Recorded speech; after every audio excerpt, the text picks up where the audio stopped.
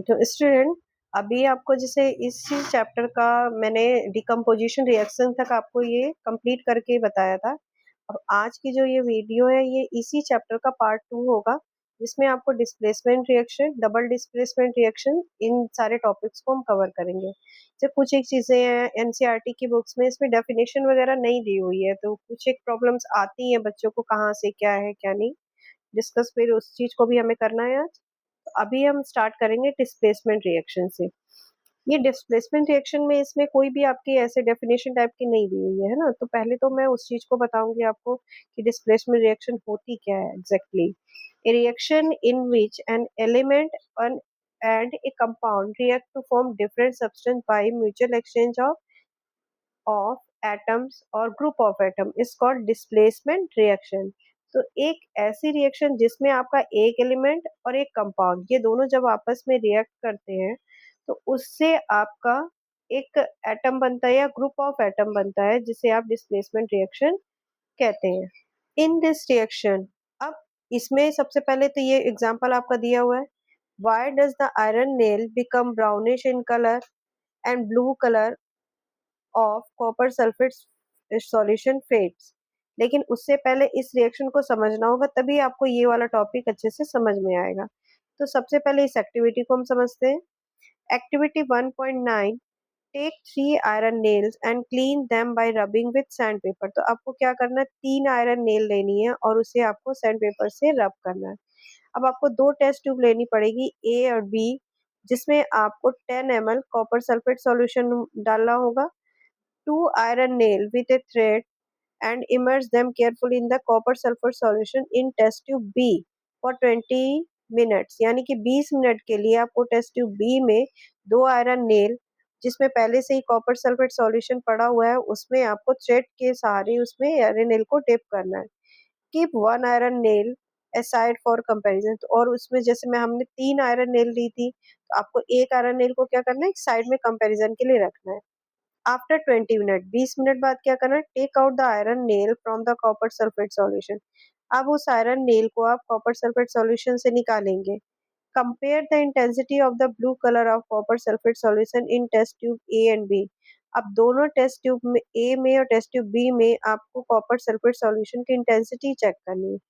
Also compare the color of the iron nail dipped in the copper sulfate solution with when kept aside। अब आपने जो dip की हुई थी iron nail, वो भी आपको चेक करनी है, जो आपने साइड में एक आयरन नेल बाहर रखी हुई है इसके साथ में।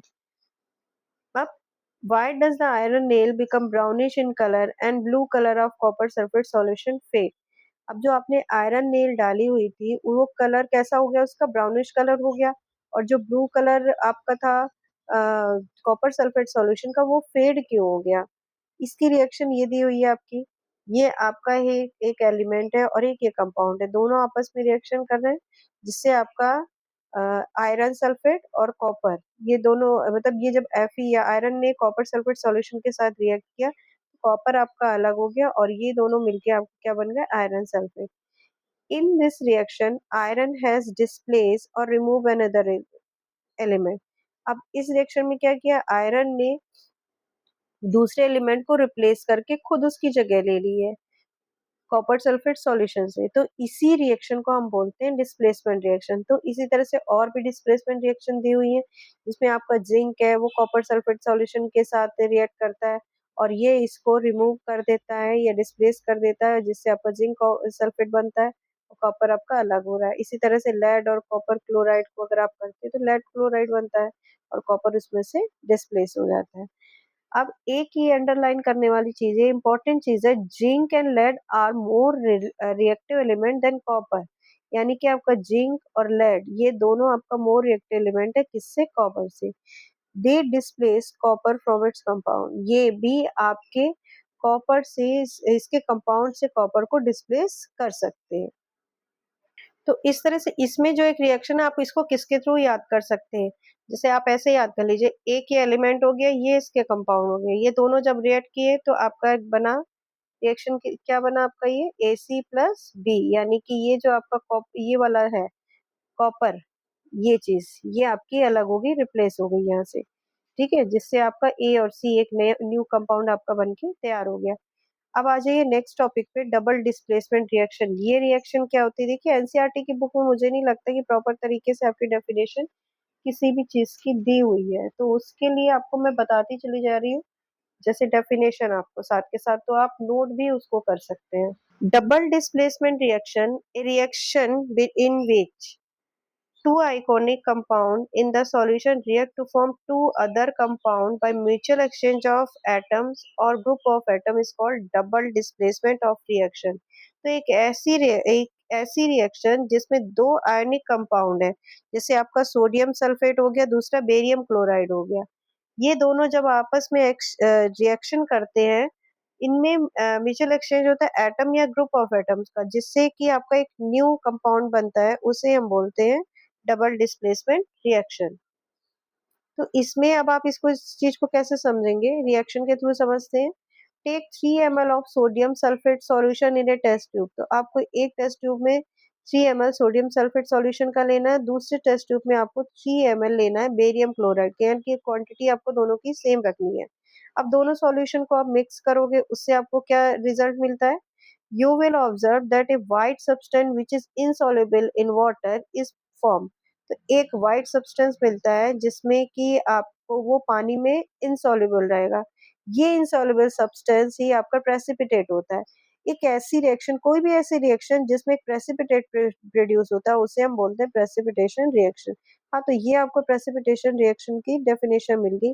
Any reaction that produce a precipitate can be called a precipitation reaction।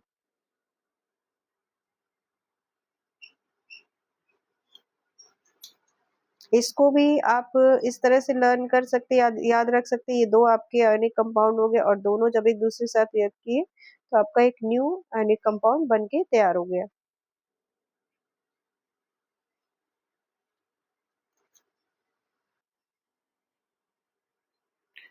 What causes this? अब इसका कारण क्या है? The white precipitate of barium sulfate is formed by the reaction of sulfate and barium। तो बेरियम सल्फेट एक दूसरे के साथ एक रिएक्ट करते हैं, तो आपका एक बेरियम सल्फेट का white precipitate आपको मिलता है। The other product formed is a sodium chloride। और जो दूसरा प्रोडक्ट आपको मिलता है वो मिलता है सोडियम क्लोराइड का, which remain in the solution, जो कि सॉल्यूशन में रहता है। ठीक है, व्हाइट प्रेसिपिटेट आपको बेरियम क्लोराइड बेरियम सल्फेट का मिला, और जो सॉल्यूशन में रहता है वो आपका रहता है sodium chloride. Such reaction in which there is a exchange of ions between the reactant. तो एक ऐसी रिएक्शन जिसमें कि आयन का एक्सचेंज होता है रिएक्टेंट के बीच में, इसे हम बोलते हैं डबल डिस्प्लेसमेंट रिएक्शन। अब नेक्स्ट आपका टॉपिक है ऑक्सीडेशन एंड रिएक्शन। देखिए बीच बीच में ये जो क्वेश्चंस दिए हुए हैं इसके भी सॉल्यूशन मैं आपको दूंगी, वो आप आगे नेक्स्ट वीडियो में उसको देख सकते हैं।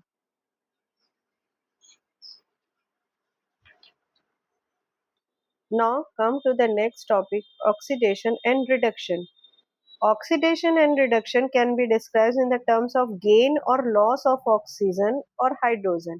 यानी कि ऑक्सीडेशन और रिडक्शन को आप किस तरह से समझ सकते हैं कि इसमें ऑक्सीजन और हाइड्रोजन का गेन या लॉस होता है। एक्टिविटी देखते हैं पहले तो। Heat A China dish containing about 1 gram copper powder. एक चाइना डिश लेते हैं, उसमें कॉपर पाउडर आप डालते हैं, उसको आपको हीट करना है, 1 ग्राम कॉपर पाउडर होगा। क्या उससे आपको रिजल्ट मिलता है? The surface of the copper powder become coated with black copper oxide। जब आप उसको हीट करते हैं तो उसमें क्या होता है कि जो कॉपर पाउडर की सरफेस होती है उसमें कोटिंग हो जाती है ब्लैक कॉपर ऑक्साइड की। Why has this black surface formed? अब ये ब्लैक सरफेस क्यों बनता है? This is because oxygen is added to the copper and copper oxide is formed। क्यों? क्योंकि ऑक्सीजन उसमें ऐड किया गया है, जिससे आपको कॉपर ऑक्साइड मिलता है। ये देखिए ये एक्टिविटी, ये रिएक्शन आपकी दी हुई है, कॉपर और ऑक्सीजन दोनों रिएक्शन करते हैं, उनको हीट करते हैं, तो उससे आपको कॉपर ऑक्साइड मिलता है। If hydrogen gas is passed over this heated material, अगर आप हाइड्रोजन गैस को इस हीटेड मटेरियल के ऊपर से पास करते हैं, the black coating on the surface turn brown.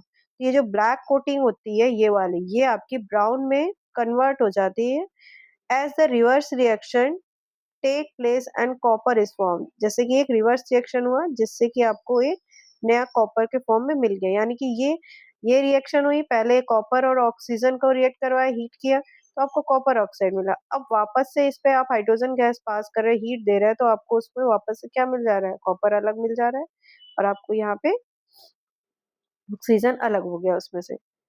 If a substance gain oxygen during a reaction, अगर एक ऐसा सब्सटेंस जिसे ऑक्सीजन मिलती है रिएक्शन के टाइम में, वो हो जाते हैं, उसे हम बोलते हैं oxidise reaction. And if a substance loss oxygen, उसमें से ऑक्सीजन का लॉस होता है during reaction, it is said to be reduce reaction. During this reaction, यानी कि इस रिएक्शन के time the copper oxide is losing hydrogen oxygen, इस रिएक्शन के टाइम कॉपर ऑक्साइड में से ऑक्सीजन का लॉस होता है एंड इज बीइंग रिड्यूस, और वो इसमें से रिड्यूस हो जाती है। The hydrogen is gaining oxygen, hydrogen आपका क्या ले लेता है, वो ऑक्सीजन ले लेता है एंड इज बीइंग ऑक्सीडाइज, तो और वो ऑक्सीडाइज्ड हो जाता है। In other word, one reactant gets oxidised while the other gets reduced, इसमें से एक रिएक्टेंट ऑक्सीडाइज्ड हुआ जबकि दूसरा क्या हुआ, वो रिड्यूस फॉर्म में हुआ during the reaction. Such reaction is called oxidation reduction reaction, तो इस प्रकार के रिएक्शन को हम क्या बोलते हैं, ऑक्सीडेशन रिडक्शन रिएक्शन, या फिर हम बोलेंगे रिडॉक्स रिएक्शन। तो ये देखिए इसमें क्या हो रहा है, आपका कॉपर ऑक्साइड में से कॉपर अलग हुआ, कॉपर अलग हो गया, ऑक्सीजन अलग होगी, सेपरेट, तो ये आपका रिडक्शन रिएक्शन हो गया। और अब हाइड्रोजन वहां पर ऑक्सीजन का गेन हो रहा है, तो वो आपका ऑक्सीडेशन, ऑक्सीजन का लॉस है तो रिडक्शन, ऑक्सीजन उसमें गेन हो रहा है तो वो आपका ऑक्सीडेशन रिएक्शन कहलाता है। तो इस तरह की प्रोसेस को हम पूरे को ऑक्सीडेशन रिडक्शन रिएक्शन या रिडॉक्स रिएक्शन भी बोलते हैं। इन रिएक्शन 1.31, यानी कि इस रिएक्शन में carbon is oxidised to carbon monoxide and zinc oxide is reduced to zinc. ठीक है, तो इसमें कार्बन का क्या हुआ, कार्बन ऑक्सीडाइज्ड हो गया, कार्बन कार्बन हो गया आपका ऑक्सीडाइज हो गया कार्बन मोनोऑक्साइड में, और जिंक ऑक्साइड से रिड्यूस हो गया जिंक का। इन द रिएक्शन 1.32, यानी कि इस रिएक्शन में क्या हो गया, manganese HCl is oxidised to chlorine, तो हाइड्रोजन जो आपका क्लोराइड है वो ऑक्सीडाइज्ड हो गया क्लोराइड में, जबकि manganese oxide is reduce manganese chloride में, वो कन्वर्ट हो गया। From the above example we can say if a substance gain oxygen और loses hydrogen during a reaction it is oxidize, यानी कि अगर एक ऐसी रिएक्शन जिसमें ऑक्सीजन मिल रही है और हाइड्रोजन का लॉस हो रहा है ड्यूरिंग रिएक्शन, तो इसे हम ऑक्सीडाइज रिएक्शन कहेंगे। अगर एक ऐसे सब्सटेंस जिसमें ऑक्सीजन का लॉस हो रहा है हाइड्रोजन गेन हो रहा है, तो उसे हम बोलेंगे रिड्यूस रिएक्शन। तो ये प्रोसेस पूरा था आपका ऑक्सीडेशन और रिडक्शन का।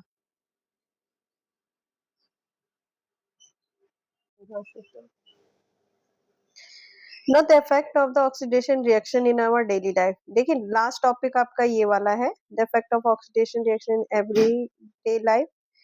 तो इसको आप दो चीजों के थ्रू समझेंगे, एक तो कोरोसन हो गया, दूसरा आपका रेंसिडिटी हो गया। तो कोरोसन में क्या होता है, कोरोसन का मीनिंग क्या है, जंग लगना किसी भी चीज में, और रेंसिडिटी होता है आपका बासीपन, किसी भी चीज में जैसे कोई चीज खराब हो जाती है तो उसमें एक स्मेल टाइप की आने लगती है, डिपेंड करता है वो भी जो भी है खाने का प्रोडक्ट है या जो भी वो किस तरह का मटेरियल है, सबका अपना एक अलग अलग जैसे स्मेल होती है उस बेसिस पे। Now the corrosion is, you must have observed that the iron particle are shiny when new. जितने भी आपके आयरन पार्टिकल होते हैं वो जब नए होते हैं तो वो शाइनी यानी कि चमकदार होते हैं, but get coated with a reddish brown powder when left for some time, लेकिन जब आप कुछ टाइम के लिए उसे छोड़ देते हैं तो उस पर एक रेडिश ब्राउन पाउडर की कवरिंग या कोटिंग हो जाती है। इसी प्रोसेस को हम बोलते हैं रस्टिंग ऑफ आयरन, यानी कि आयरन पर जंग लगना। Some other metal also get tarnish in this metal, तो और भी दूसरे मेटल है जो इसी तरह से उनमें जंग लगती है। Have you notice the colour of the coating forms on copper and silver, तो कुछ एक जैसे आपका कॉपर हो गया सिल्वर हो गया, इन पर किस कलर की कोटिंग होती है या कोरिसन होता है। Very metal is attacked by substance around it, तो कोई भी एक मेटल जैसे होता है वो किसी भी सब्सटेंस, चाहे फिर वो सब्सटेंस आपको मॉइस्चर के फॉर्म में हो, चाहे एसिड के फॉर्म में, चाहे किसी भी फॉर्म में हो, ऑक्सीजन के फॉर्म में भी हो सकता है, तो उस जब उस पर अटैक होता है उस मेटल पर, it is said to be corrode, तो उसको हम क्या बोलते हैं, उस पर जंग लग गई, और इसी प्रोसेस को हम बोलते हैं जंग लगने की प्रक्रिया। The black coating on the silver and the green coating on the copper. तो सिल्वर पर देखिए जब बहुत टाइम तक आप चांदी भी कहीं रखते हो तो उसपे वो काली-काली सी हो जाती है। तो सिल्वर पर आपकी ब्लैक कोटिंग होती है और या आप अगर कॉपर का एक बर्तन होता है, आप खुले में रखो उसपे देखना ग्रीन कलर की कोटिंग लग के चली आती है। तो ये आपके एग्ज़ाम्पल हो गए कोरोसिन के। Corrosion causes damage to car bodies. Corrosion के कारण जितने भी आपकी कार बॉडीज़ हो गई या ब्रिज हो गया या आयरन रेलिंग हो गई, शिप हो गया, जितने भी ऑब्जेक्ट हैं जो मेटल के बने होते हैं, स्पेशली जो आयरन के बने होते हैं, सब पे कोरोसिन के कारण वो खराब भी हो सकता है। Corrosion of iron is a serious problem, यानी कि आयरन का जंग लगना सबसे बड़ी मेजर प्रॉब्लम है, तो ज़्यादातर क्योंकि मेटल हम आयरन ही यूज़ करते हैं। Every year an enormous amount of money is spent to replace damage iron. तो हर साल क्या होता है, जो पैसे होते हैं बहुत ज्यादा अमाउंट में उसको आयरन डैमेज आयरन को रिप्लेस करने में वो खर्च किए जाते हैं। तो ये होता है आपका पूरा आयरन का इसका कोरेशन का प्रोसेस। अब आपको देखिए इसमें एक चीज नहीं दी हुई है कि कंडीशन कैसी होती है जिसमें आपको कोरेशन लग पाए।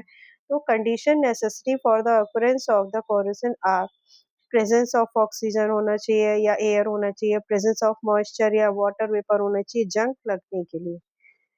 And the rate of corrosion is influenced by the following 5 factor. अब जो कोरेशन का फैक्टर कोरेशन है उसका प्रभाव किसी भी मेटल पर किस तरह का पड़ता है, तो उसके क्या कंडीशन होता है, उसमें एक आपकी होती है प्योरिटी ऑफ मेटल, यानी कि वो मेटल कितना ज्यादा प्योर है, या उस मेटल की इलेक्ट्रोपॉजिटिव नेचर है वो किस तरह का है, या एटमॉस्फेयर में जो रिएक्टिव गैसेस हैं वो कितनी ज़्यादा प्रेजेंस है, presence of salt in the water या वाटर में कितना सॉल्ट है, या और लास्ट में आपका हो गया टेम्परेचर, टेम्परेचर या बहुत ज़्यादा मॉइस्चर है तो उसमें जंग खाने का डर ज़्यादा रहता है।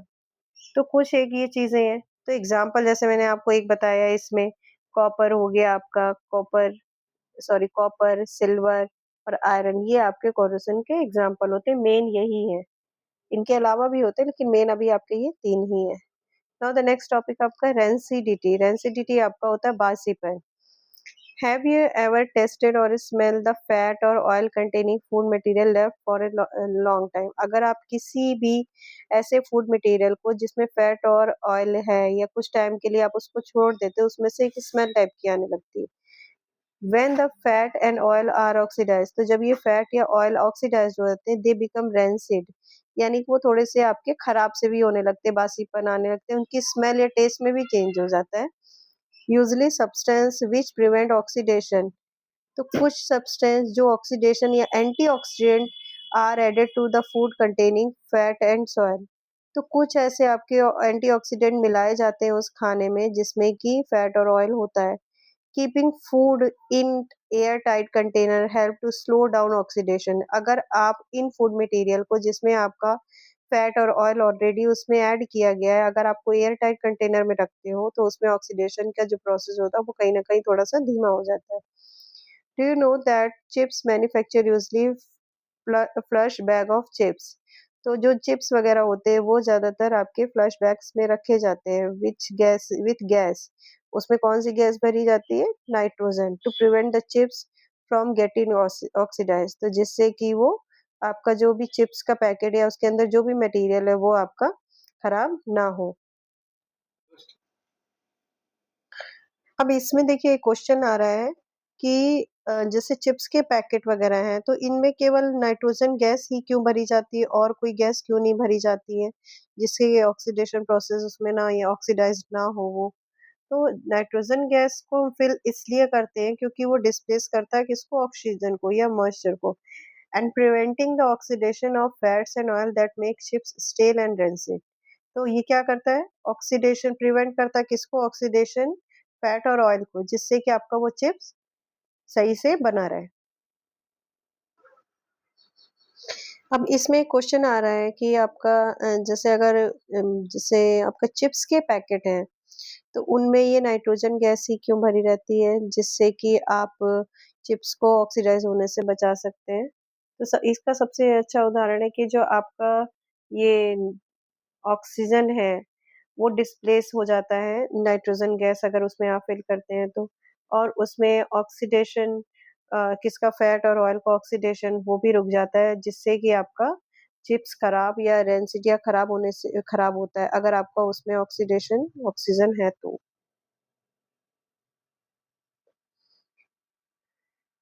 अब इसमें एक आपकी ये लाइन है, do you know that chips manufacture usually flush back of chips. तो चिप्स के जो पैकेट्स हैं, चिप्स के पैकेट है, उसमें ऑक्सीजन गैस ही क्यों भरी जाती है और कोई गैस क्यों नहीं भरी जाती है।